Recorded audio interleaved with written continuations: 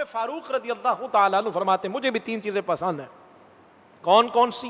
فرماتے ہیں ایک ہے کہ اچھی بات کا حکم دینا اور بری بات سے روکنا. تو یہ بات ذرا ذہن میں رکھیے گا میرے نوجوان بھائی جو بیٹھے ہیں. اصلاح کی نیت سے جو دوست کی خامی بیان کی جائے نا, اس کو اچھی بات کہتے ہیں. اصلاح کی نیت سے, اس میں تنقید نہ ہو. وہی بات جو ہمارے دوست میں, ہمارے جاننے والے میں اگر کوئی خامی ہے, اگر ہم اس کے پیچھے بیٹھ کر اس کی غیر موجودگی میں اگر ہم کوئی بیان کرتے ہیں تو وہ غیبت کہلاتی.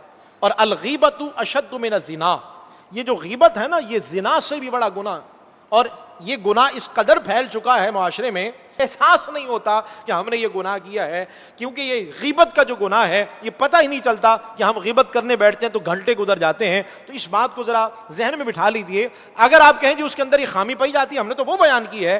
نبی کریم صلی اللہ علیہ وسلم کی بارگاہ میں عرض کی کہ یا رسول اللہ صلی اللہ علیہ وسلم, اگر وہ شخص جس کے بارے میں ہم بات کر رہے ہیں اس میں وہ خامی موجود ہے تو پھر بھی غیبت ہے.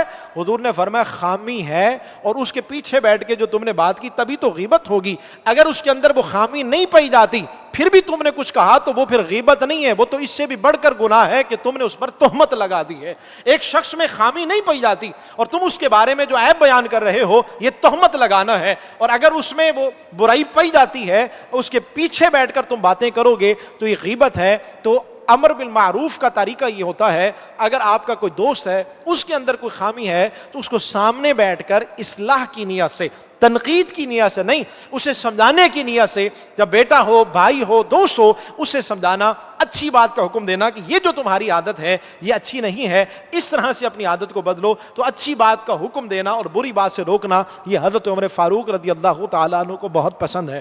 اور تیسری چیز کیا فرماتے ہیں؟ پھٹے پرانے کپڑے پہننا. حضرت عمر فاروق رضی اللہ تعالیٰ عنہ کا دور حکومت دیکھی, کئی پیبند لگے ہوتے تھے. رعایا کو نئے کپڑے پہناتے ہیں, بھوکھوں کا خیال رکھتے ہیں. کوئی اس وقت میں, اس دور میں کوئی بھوکھا اگر پیاسا کو کتا بھی مر گیا تو حضرت فرماتے ہیں مجھ سے پوچھا جائے گا, لیکن خود پھٹے پرانے کپڑے پہنتے. اور نام حضرت عمر فاروق رضی اللہ تعالیٰ عنہ, جسے کیس و کسرا بھی نام سن کر کامتے, شیطان جن کا نام سن کے بھاگتا ہے, وہ حضرت عمر. جب کوئی شخص آپ کو ملنے کے لیے آیا اور اس نے آ کر صحابہ کرام رضوان اللہ تعالیٰ علیہم اجمعین سے پوچھا کہ امیر المومنین کا محل کہاں ہے, تو صحابہ کرام مسکرانے لگے.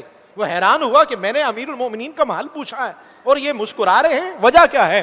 وجہ مسکرانے کی, انہوں نے کہا تم نے سوال ایسا کیا ہے, اگر تم وقت کے امیر سے ملنا چاہتے ہو بس سیدھے چلے جاؤ, تھوڑا سا آگے جا کر دیکھو گے وہ جو درخت کے نیچے مرد قلندر سو رہا ہے دنیا اسے عمر کے نام سے جانتی ہے.